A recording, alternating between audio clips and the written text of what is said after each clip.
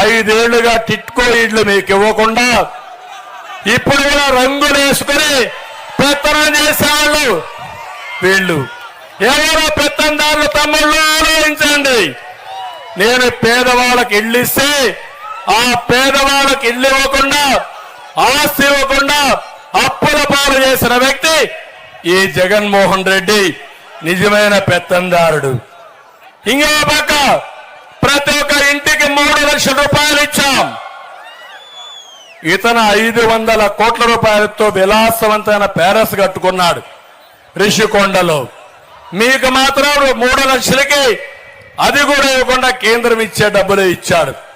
నేను ఒకటే పేదవాళ్ళందరికీ హామీ ఇస్తున్నా, ఇప్పుడు ఇచ్చిన ఇంటి కాలనీలు ఉంటాయి, ఏది రద్దు చేయను. అక్కడే ఇంకా ఎక్కువ డబ్బులు ఇచ్చి మీరు ఇల్లు కట్టుకోవడానికి పూర్తిగా సహకరిస్తా.